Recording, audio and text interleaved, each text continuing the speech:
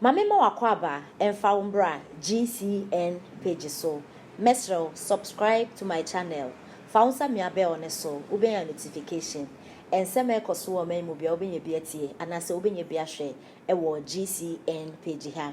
Midin ede adwoa sechim. Oman pani dada John ejekum kufo ena okase. Na oman pani dada ne sema okenya ne se. Ghana say yehu how are youth no ebre. The youth are suffering papa. It's all because Ghana and emu penifono. They have ended up destroying all the private sectors. Ewa oman Ghana emu. Chese, omu benye sika. Individuals no benye sika. At private companies. Now omu employ youth ne wa oman Ghana emu. Se nebe ya unemployment rate nebe ko femino. Hey, nya dia Ghana phone penifone pe. O de wopa be a company bi.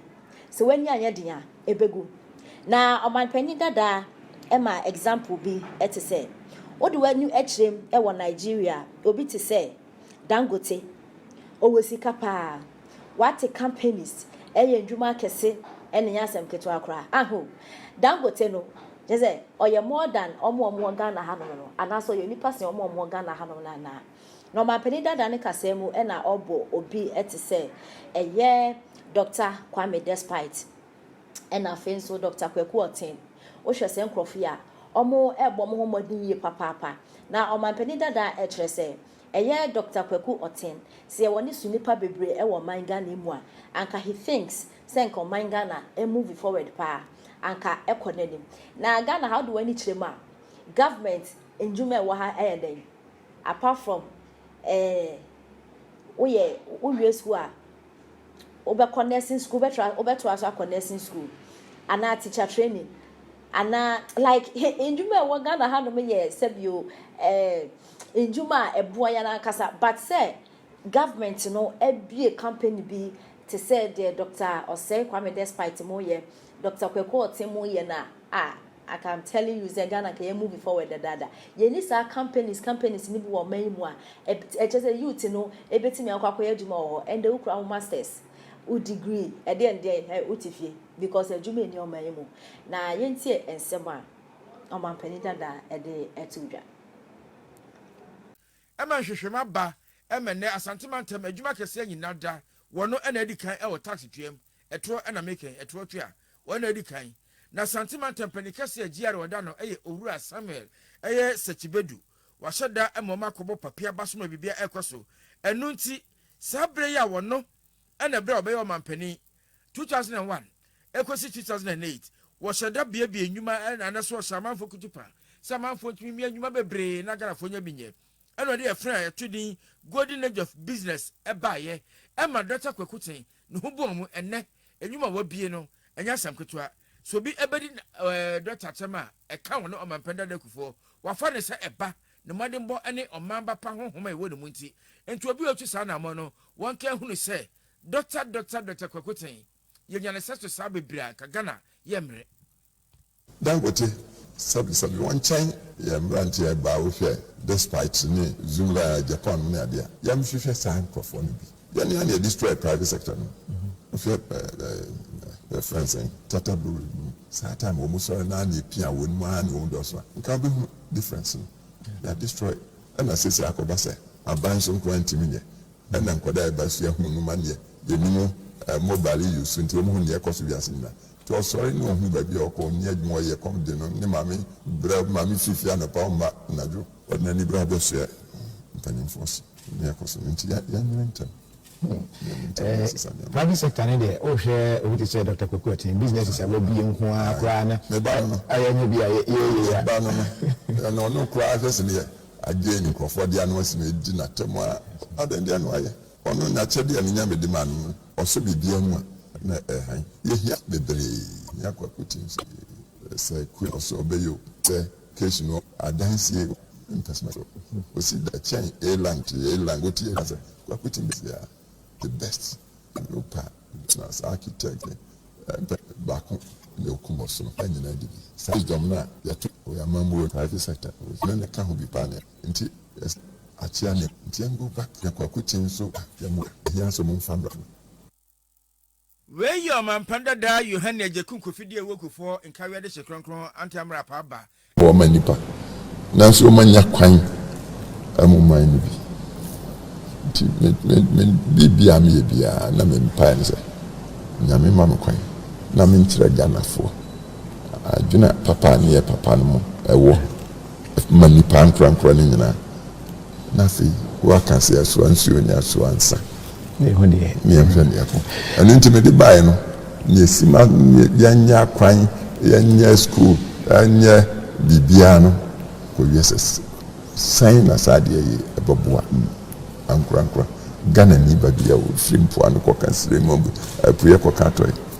Nya tribe. Nya gender, nya religion. Ghana ba. Nya the contribution is some year. So Abuama Ghana ni babia out babia. All right.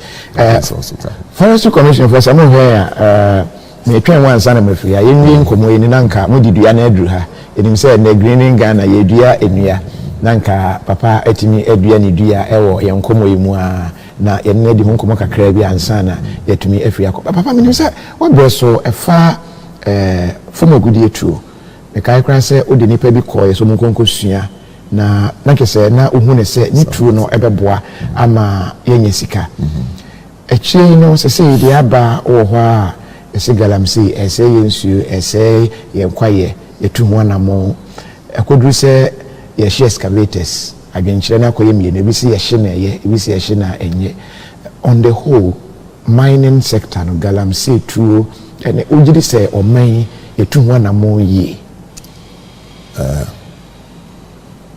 nyame kan se nyame broni ho kra ba no 400-500 years ago share house sikampo no asase no flimpo ano akoka sirem ba bia sika kokko na oti ade tisa so ede na ubakasa hia na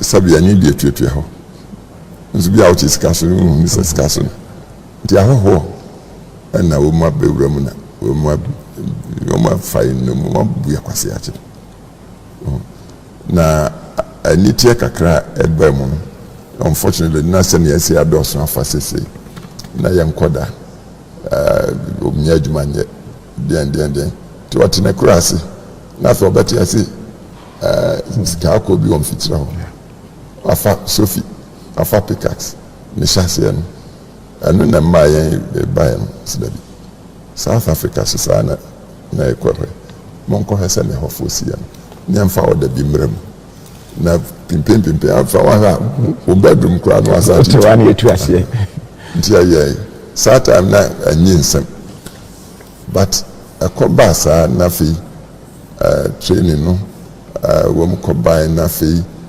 baby a mines akese a mines akese nti na akodi ahoho so ti asase amompe bi mo bi no bi and legitimately mrakwanso said then yakwa ni mkakra no ade na anyensem o aye no so nkrofo ahoho the machines akese sika no mo hanyina sabi abranti anakitesia also an application by ministry da benefit sika no so ampa odiju won ho bi excavator is bibi the chamfine was there chamfine the editions you so that's bibi the macro the hura bantam ignorance na abefa bia ni na kekekekeke say who the plane if in crying kokumas now 20 from baby